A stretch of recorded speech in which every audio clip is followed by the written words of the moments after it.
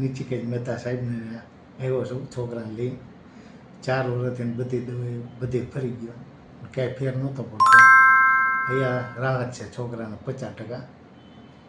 અને જે દવાથી થાકી ગયા હોય લઈ લઈને એ આવી આવો જે નીચિકેત મહેતાની સાહેબને ત્યાં. તમે ક્યાંથી આવો છો? હું બોટાદથી આવું છું. કેટલા વખતથી તકલીફ છે? 4 વર્ષથી. શું શું થતું હતું? તોફાન ગુસ્સો કરે, મારપાટ કરતો હતો. અત્યારે બધું શાંત છે. બીજું શું શું કરતો હતો? તમે તો મને ઘણું કીધું હતું દાખલ થયા તાણે. તોફાન ગુસ્સો, બહાર ભાગી જતો હતો, કામકાજ કરવા નહોતો દેતો.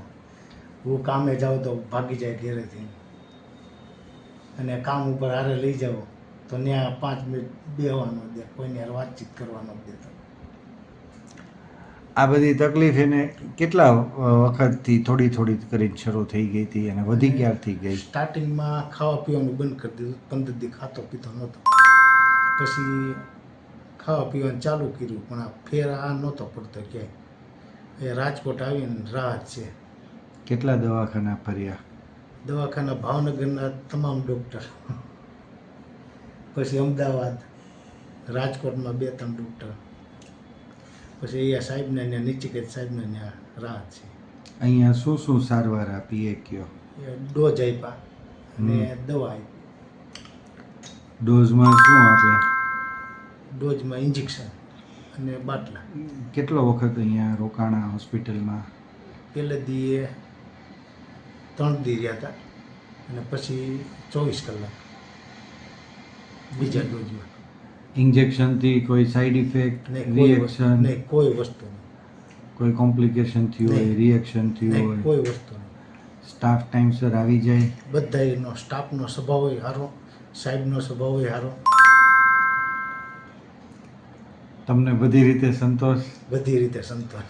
સાફ સફાઈ, ચોખ્ખાઈ, બધું ચોખ્ખાઈ હાઈ ક્લાસ, ઘર જેવું લાગે ને? ઘર જેવું લાગે.